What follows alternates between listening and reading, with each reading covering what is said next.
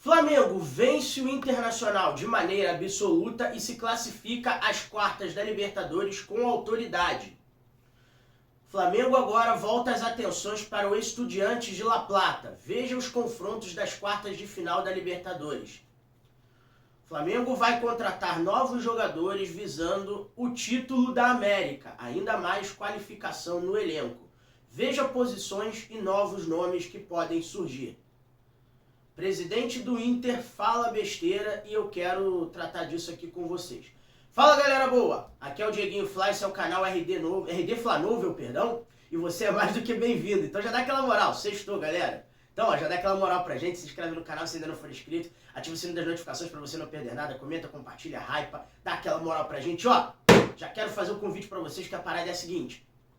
Amanhã, a partir das 16h30, o Flamengo vai jogar com o Barcelona pela competição do Mundial de Clubes Sub-20 no Maracanã, e o Flamengo é o atual bicampeão da Libertadores da América Sub-20 e o atual campeão do mundo, quando vencemos na Libertadores o Palmeiras em 2025 e o Boca Juniors em 2024, nos sagrando bicampeões da Libertadores, e no Mundial de Clubes vencemos o Olympiacos da Grécia, no próprio Maracanã, por 2-1 de virada no ano passado. Então, essa conquista do Olympiacos, do Flamengo em cima do Olympiacos, vai fazer um ano no dia 24. E, às vésperas de um ano, o Flamengo vai disputar novamente o Mundial de Clubes agora contra o Barcelona, da Espanha, que é o atual campeão da Champions League Sub-19. Então, o Flamengo entra como favorito nesse jogo, tá?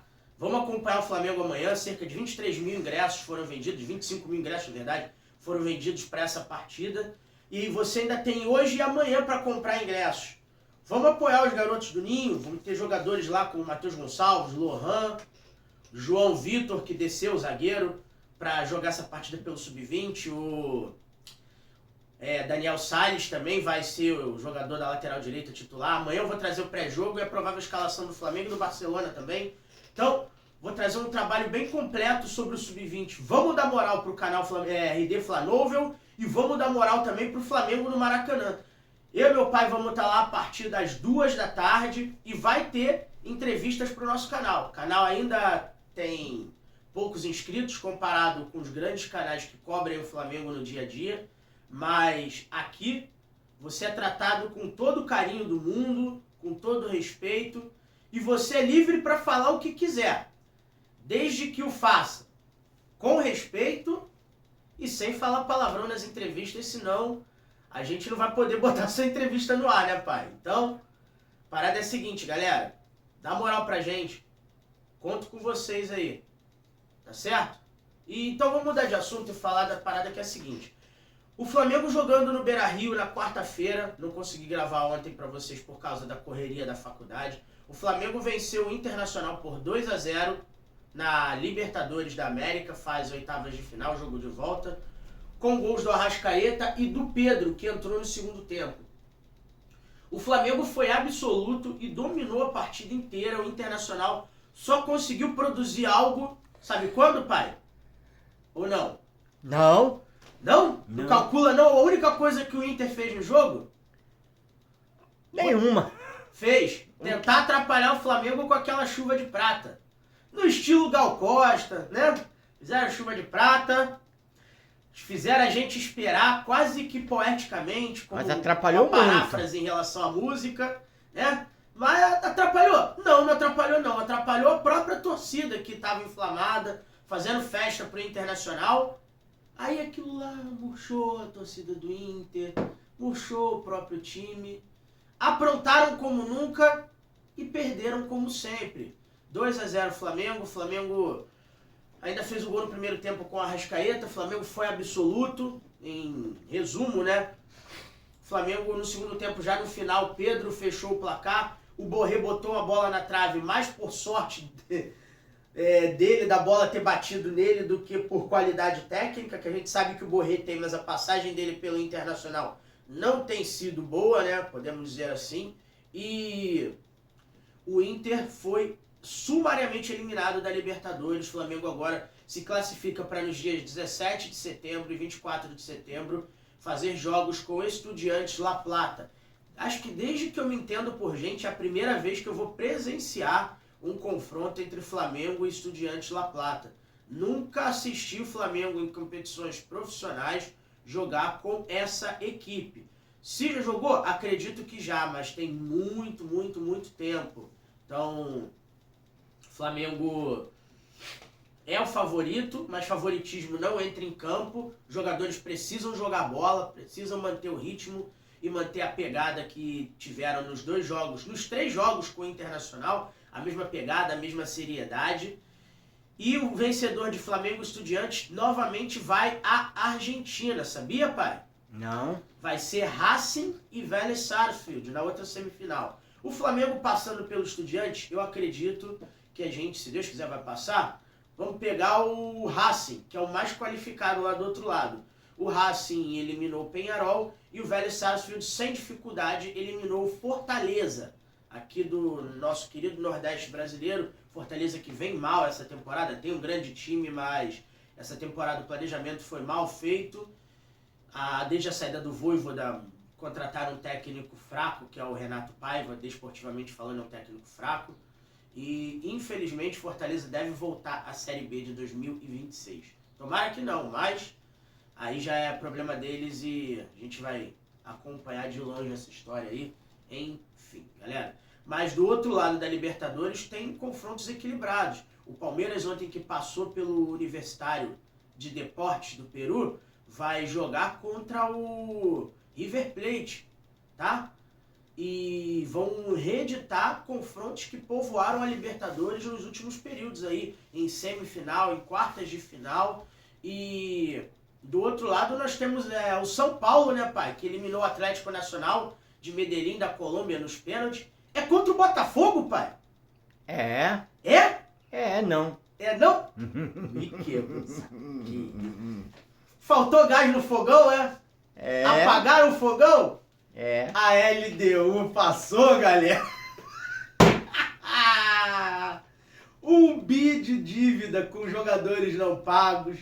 2,3 bilhões de reais de dívida SAF do Botafogo. E fizeram um papelão na altitude. Botafogo eliminado para a LDU e tem São Paulo e LDU nas quartas de final. Deixa aí nos comentários a sua risadinha marota pro Botafogo e pro John Textor. Ó, quem acompanha o canal aqui, os canais Novel, desde o Flamengo Novel lá atrás, agora esse aqui, RD Flanovel, que eu aviso. Galera, isso daí não está me cheirando muito bem. Agora tá vindo à tona. Eu avisei. Agora só ri de camarote do co-irmão que tentou ser grande, que tentou ser Flamengo. Mas se tiver algum botafoguense assistindo, primeiramente, muito obrigado pelo carinho e não leva a sério a provocação não, tá? É com todo respeito. Mas vida que segue, isso aí é problema do Botafogo. Tá certo, galera? Agora, falando de Libertadores, o Flamengo com a classificação às quartas de final para pegar o Estudiantes, ganha um respiro financeiro da Conmebol. Não que a situação esteja ruim, longe disso, a situação tá ótima, mas eu falo um respiro porque a gente ainda tem janela de transferências até o período do dia 2 de setembro para registro e contratação de jogadores oriundos do exterior. E o Flamengo, com esse período de cerca de 10 dias, 12 dias, o Flamengo vai atrás de um goleiro, de um zagueiro, de um meia e de um atacante. Prioritariamente um goleiro, um zagueiro e um atacante. E o Flamengo ainda tem nomes no radar. Com a negativa de Mehdi Taremi e Lucas Beltrán, o Flamengo tenta a contratação de Valentim Tati Castellanos, da Lazio, argentino, que quer porque quer voltar ao Flamengo, voltar no caso América do Sul, e vir jogar no Flamengo. O que trava a negociação com o jogador é o Cláudio Lotito, o mandatário lá da Lazio, que não quer liberar, porque não vai ter condição de contratar outro atacante. E o jogador está forçando a barra para sair, para jogar no Flamengo, onde inclusive ele vai ganhar mais do que na Lazio. E nós vivemos para ver o Flamengo pagar mais do que clubes europeus por certos jogadores de qualidade, hein? O Flamengo virando oportunidade interessante e viável para jogadores que têm postura competitiva ainda dentro e fora de campo. Isso é interessante. Para o meio de campo, o Flamengo ainda pode trazer o Ezequiel Barco, que está no futebol do leste europeu lá, vocês sabem onde ele está, né? Que a gente não pode falar o nome do país aqui, mas pode ser uma solução viável. O Flamengo ainda é um sonho distante por conta das cifras envolvidas, mas dependendo da composição, o Flamengo ainda pode acenar com proposta para esse jogador novamente. E o goleiro, galera, sem custos, é o Gabriel Grando, ou Gabriel Chapecó. Excelente goleiro do Grêmio, que nos últimos anos, nas últimas 2 temporadas, não vinha jogando bem, mas que é um goleiro bom, formado pelo Grêmio, e pode vir a ser goleiro do Flamengo nos próximos dias. O jogador está em fase final para negociar sua saída do tricolor dos Pampas, e o Flamengo, nesse período que esteve no Sul, negociou sim com o jogador. E agora a gente aguarda o desfecho dessa situação para saber se teremos Gabriel Grando como reserva, alternando com Agostinho Rossi no gol rubro-negro. É um bom nome, sinceramente, eu acredito que seja um bom nome. E além deles, o Flamengo quer mais um zagueiro, visto que o Cleiton deve sair tão logo o Flamengo contrate esse zagueiro, ou no final do ano, na temporada 2025, e deve ter como destino o futebol europeu. E o Flamengo tem de opções disponíveis para a zaga o Iago, o João Vitor, que são zagueiros da base. Além deles, o Flamengo tem o próprio Danilo, que virou zagueiro, e os Léos, Ortiz e o Pereira. E o Alexandro, que na próxima temporada deve largar a lateral esquerda e fazer o mesmo movimento que o Danilo fez, se tornando definitivamente um zagueiro. Então a gente tem essas possibilidades dentro do elenco do Flamengo. E com isso, o Flamengo, se perder o Alexandro como lateral virando zagueiro, a gente não precisa ir ao mercado, sabia, pai? Não. A gente tem 2 excelentes laterais. A gente tem o Matias Vinha, que está na fase final da recuperação da lesão dele, apesar de já ter voltado e jogado alguns jogos no sacrifício. A gente tem o Ayrton Lucas e tá bem servido na lateral esquerda, sem sombra de dúvidas, tá certo, galera? Então, de elenco do Flamengo é isso. Agora eu queria voltar para falar com vocês sobre essas questões da lateral. Da lateral não, do Internacional, desculpa. Que o presidente andou falando besteira, que a disparidade é grande e o Flamengo gastou cerca de 277 milhões nessa janela e o Inter gastou apenas 27 milhões. Ô Alessandro Barcelos, olha aqui pro seu tio. Olha aqui pra mim. Isso, senta aqui, bonitinho. Vamos conversar aqui nós dois. Cara, é um disparate muito grande que você tá falando. Primeiro, o Inter não gastou, porque não paga ninguém. Segundo, o Inter deve ao Flamengo pelo Thiago Maia, não pagou nenhuma parcela.